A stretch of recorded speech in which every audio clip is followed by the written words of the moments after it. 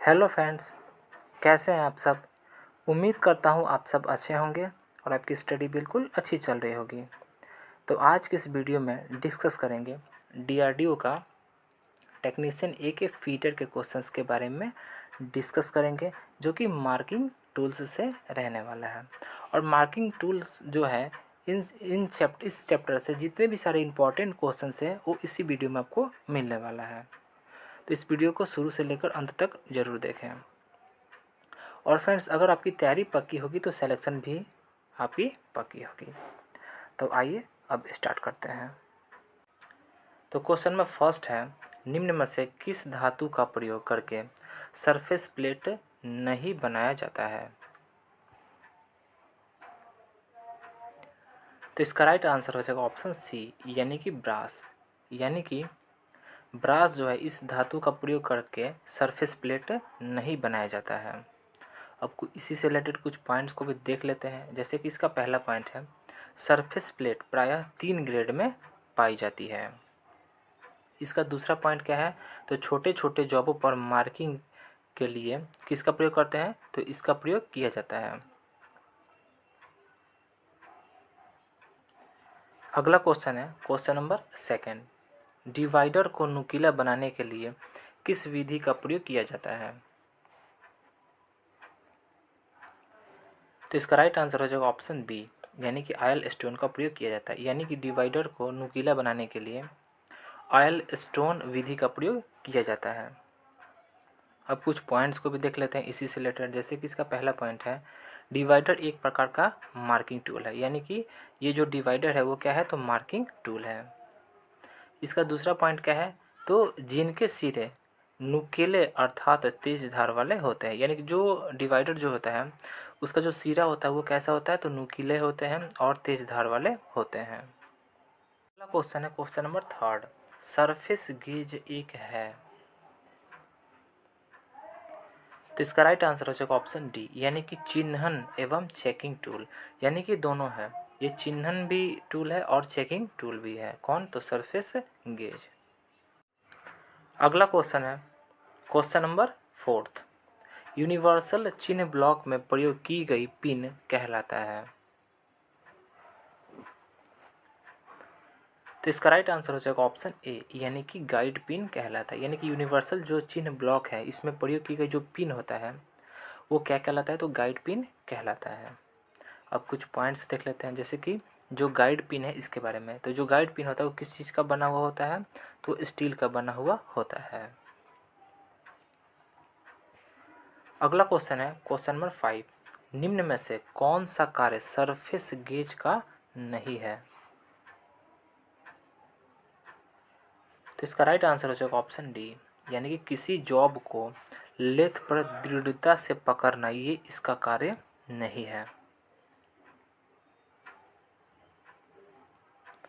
अगला क्वेश्चन है question number 6, निम्न में से प्रिक पंच कोण का मान क्या होता है। तो इसका राइट आंसर हो जाएगा ऑप्शन डी, यानी कि 30 डिग्री होता है। किसका मान होता है, तो प्रिक पंच कोण का मान होता है कितना, तो 30 डिग्री होता है। अब कुछ पॉइंट्स को देख लेते हैं इसी से रिलेटेड। जैसे कि इसका पहला पॉइंट है, मार्किंग को अस्थाई के लिए जिस टूल का प्रयोग किया जाता है उसे क्या कहते हैं, तो उसे पंच कहते हैं। इसका दूसरा पॉइंट क्या है, तो ड्रिलिंग के पहले पंच करना अति आवश्यक होता है। अगला क्वेश्चन है क्वेश्चन नंबर 7, निम्न में से डॉट पंच कोण का मान क्या होता है।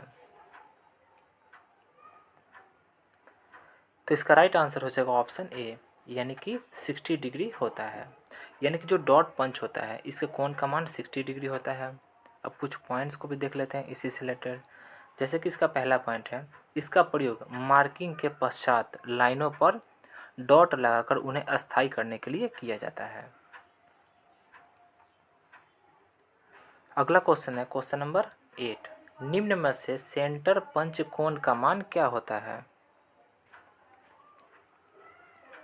तो इसका राइट आंसर हो जाएगा ऑप्शन सी, यानी कि 90 डिग्री होता है। किसका ये मान है 90 डिग्री, तो सेंटर पंच कोण का मान 90 डिग्री होता है। अब कुछ पॉइंट्स को देख लेते हैं इसी से रिलेटेड। जैसे कि इसका पहला पॉइंट है, यह कास्ट स्टील का बना होता है, यानी कि जो सेंटर पंच होता है वो किस चीज़ का बना हुआ होता है, तो कास्ट स्टील का बना हुआ होता है। अगला क्वेश्चन है क्वेश्चन नंबर 9। ट्रेमल का प्रयोग वृत्त की मार्किंग के लिए किया जाता है, लेकिन वह वृत्त होता है। तो इसका राइट आंसर हो जाएगा ऑप्शन ए, यानी कि बड़े व्यास के होते हैं। यानी कि जो ट्रेमल होता है उसका प्रयोग किस लिए किया जाता है, तो वृत्त की मार्किंग के लिए किया जाता है, और वो जो वृत्त होता है वो बड़े व्यास का होता है। अब इसी से रिलेटेड कुछ पॉइंट्स को देख लेते हैं। जैसे कि इसका पहला पॉइंट है, ट्रेमल 15 से 50 सेंटीमीटर तक पाया जाता है। यानी कि जो ट्रेमल होता है उसका साइज कितना होता है, तो 15 से 50 सेंटीमीटर तक पाया जाता है। अगला क्वेश्चन है क्वेश्चन नंबर 10। स्क्राइबर के पॉइंटर को कितने कोण में ग्राइंड किया जाता है। तो इसका राइट आंसर हो जाएगा ऑप्शन बी, यानी कि 12 से 15 डिग्री पर ग्राइंड किया जाता है। किसको, तो स्क्राइबर के पॉइंटर को। अब कुछ पॉइंट्स को देख लेते हैं इसी से रिलेटेड। जैसे कि इसका पहला पॉइंट है, स्क्राइबर जो है वो प्रायः किस चीज़ का बना हुआ होता है, तो हाई कार्बन स्टील का बना हुआ होता है। इसका दूसरा पॉइंट क्या है, तो पॉकेट स्क्राइबर की जो लंबाई होती है वो लगभग 100 mm होती है। अगला क्वेश्चन है क्वेश्चन नंबर 11। निम्न में से सरफेस प्लेट के ग्रेडों की संख्या कितनी होती है। तो इसका राइट आंसर हो जाएगा ऑप्शन सी, यानी कि 3। यानी कि जो सरफेस प्लेट है उसकी ग्रेडों की संख्या कितनी होती है, तो 3 होती है। अगला क्वेश्चन है क्वेश्चन नंबर 12। सरफेस प्लेट किस आकार का बना होता है। तो इसका राइट आंसर हो जाएगा ऑप्शन ए, यानी कि वर्गाकार होता है। यानी जो सरफेस प्लेट होता है उसका आकार कैसा होता है, तो वर्गाकार होता है। अब देख लेते हैं सरफेस प्लेट के बारे में कि जो सरफेस प्लेट है वो किस मटेरियल या किस चीज़ का बना हुआ होता है। तो पहले तो ये कास्ट आयरन का भी बना हुआ होता है, ग्रेनाइट का भी बना हुआ होता है, ग्लास ब्रॉन्ज का भी बना हुआ होता है। यानी कि इन तीनों से मिलकर, यानी कि इन तीनों का बना हुआ होता है जो सरफेस प्लेट होता है वो। अगला क्वेश्चन है क्वेश्चन नंबर 13। पंच किस धातु के बने होते हैं। तो इसका राइट आंसर हो जाएगा ऑप्शन सी, यानी कि हाई कार्बन स्टील के बने हुए होते हैं। यानी कि जो पंच होते हैं वो हाई कार्बन स्टील के बने होते हैं। अगला क्वेश्चन है क्वेश्चन नंबर 14। सरफेस गेज पर लगे स्क्राइबर का दूसरा सिरा का कोण कितना होता है। तो इसका राइट आंसर हो जाएगा ऑप्शन बी, यानी कि 90 डिग्री होता है। यानी कि जो सरफेस प्लेट है उस पर जो स्क्राइबर लगा हुआ होता है उसका जो दूसरा सिरा है उसका कोण कितना होता है, तो वो 90 डिग्री होता है। अगला क्वेश्चन है क्वेश्चन नंबर 15। निम्न में से मार्किंग टूल कौन है। तो इसका राइट आंसर हो जाएगा ऑप्शन डी, यानी कि सभी। अब देख लेते हैं कौन कौन सा मार्किंग टूल है। जैसे कि स्क्राइबर भी है, डिवाइडर भी है, ट्रेमल भी है। यानी कि इन जो ये तीनों जो दिया गया है ये सभी क्या है, तो मार्किंग टूल दिए गए हैं। अगला क्वेश्चन है क्वेश्चन नंबर 16। किस प्रकार के पंच का प्रयोग सीट मेटल शॉप में किया जाता है। तो इसका राइट आंसर हो जाएगा ऑप्शन ए, यानी कि प्रिक पंच। यानी कि प्रिक पंच का प्रयोग कहाँ पर किया जाता है, तो सीट मेटल शॉप में किया जाता है। और कुछ पॉइंट्स को देख लेते हैं। जैसे कि जो प्रिक पंच होता है इसके कोण का मान कितना होता है, तो 30 डिग्री होता है। अगला क्वेश्चन है क्वेश्चन नंबर 17। निम्न में से कौन सा हैंड टूल का प्रयोग मार्क करने के लिए किया जाता है। तो इसका राइट आंसर हो जाएगा ऑप्शन बी, यानी कि स्क्राइबर। यानी कि स्क्राइबर हैंड टूल का प्रयोग किस लिए किया जाता है, तो मार्किंग करने के लिए स्क्राइबर का प्रयोग किया जाता है। अगला क्वेश्चन है क्वेश्चन नंबर 18। किस प्रकार के उपकरण का प्रयोग खराद में किया जाता है। तो इसका राइट आंसर हो जाएगा ऑप्शन ए, यानी कि सरफेस गेज का प्रयोग किया जाता है। कहाँ पर किया जाता है, तो खराद में इसका उपयोग किया जाता है या प्रयोग किया जाता है। अगला क्वेश्चन है क्वेश्चन नंबर 19। ऑटोमेटिक पंच में किस प्रकार की एनर्जी स्टोर होती है? तो इसका राइट आंसर हो जाएगा ऑप्शन बी, यानी कि पोटेंशियल एनर्जी जो है वो संग्रहित या स्टोर होती है। अगला क्वेश्चन है क्वेश्चन नंबर 20। ऑटोमेटिक पंच किसकी सहायता से कार्य करता है? तो इसका राइट आंसर हो जाएगा ऑप्शन ए, यानी कि स्प्रिंग, यानी कि जो ऑटोमेटिक जो पंच है वो स्प्रिंग की सहायता से कार्य करता है। अगला क्वेश्चन है क्वेश्चन नंबर 21। निम्न में से ऑटोमेटिक पंच कोण का मान कितना होता है? तो इसका राइट आंसर हो जाएगा ऑप्शन ए, यानी कि 60 या 90 दोनों होता है।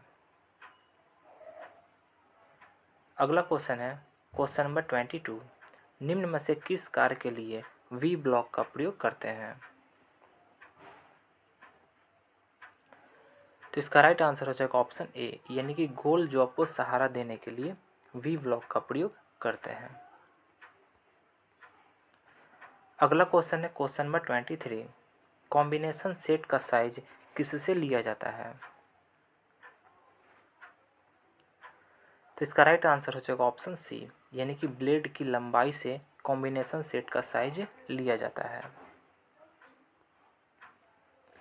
अगला क्वेश्चन है क्वेश्चन नंबर 24। निम्न में से पंच के पॉइंट की जो हार्डनेस होती है वो कितनी होनी चाहिए?